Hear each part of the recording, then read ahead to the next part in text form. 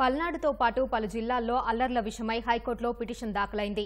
గొడవలు అరికట్టాలని CS, DGP, సీఈఓకు high court ఆదేశాలు జారీ చేసింది. మరింత సమాచారం మా ప్రతినిధి జయప్రకాష్ ను అడిగి తెలుసుకుందాం. జయప్రకాష్, చెప్పండి, దీనికి సంబంధించి మీ దగ్గర ఉన్న సమాచారం ఏంటి?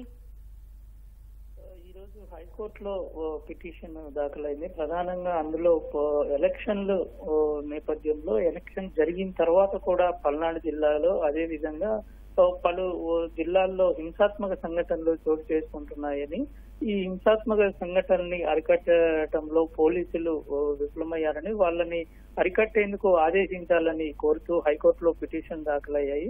ఆ పిటిషన్ పైన వాదనలు విన్నటువంటి న్యాయస్థానం సిఎస్, డీజీపీ, అదేవిధంగా జిల్లాల ఎస్పీలకు, అదేవిధంగా ఎలక్షన్ సిఈఓకు కూడా ఆదేశాలు జారీ చేసింది. అందులో ప్రధానంగా ఎక్కడైతే అల్లర్లు జరుగుతున్నాయో, జరిగేందుకు అవకాశం కూడా ఉన్నాయో అక్కడ ఖచ్చితంగా వాటిని అరికట్టేందుకు చర్యలు తీసుకోవాలని ఆదేశాల్లో హైకోర్టు పేర్కొంది.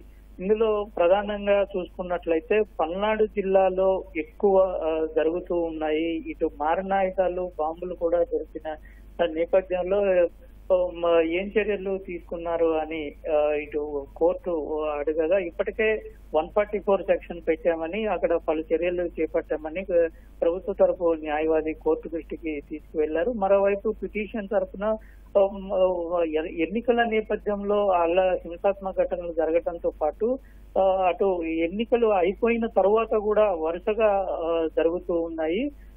మిగతా జిల్లాల్లో కూడా ఇటు తాడిపత్రి, అదేవిధంగా మరోవైపు అటు తిరుపతి, ఇట్లాంటి ప్రాంతాల్లో కూడా కొన్ని చోట్ల జరుగుతూ ఉన్నాయి. పోలీసులు వాటిని కట్టడి చేయటంలో విఫలమయ్యారని, వాటిని వెంటనే బలగాలను, అక్కడ అదనపు బలగాలు మోహరించి వాటిని అరికట్టేందుకు చర్యలు తీసుకునేలా ఆదేశించాలని పిటిషనర్ తరపు న్యాయవాది వాదనలు వినిపించారు. ఇరువురి వాదనలు విన్నటువంటి న్యాయస్థానం ప్రధానంగా రాష్ట్ర వ్యాప్తంగా సంచలనం రేపుతున్నటువంటి ఈ పల్నాడు జిల్లాల్లో చర్యలు తీసుకున్నా ఇంకా పూర్తిగా ఆగేందుకు చర్యలు తీసుకోవాలని, అదేవిధంగా మిగతా ప్రాంతాల్లో కూడా ఘటనలు జరుగుతున్న వాటికి అడ్డుకట్ట వేసేలాగా చర్యలు తీసుకోవాలని ఆదేశాలు జారీ చేసింది. ధన్యవాదాలు జయప్రకాష్.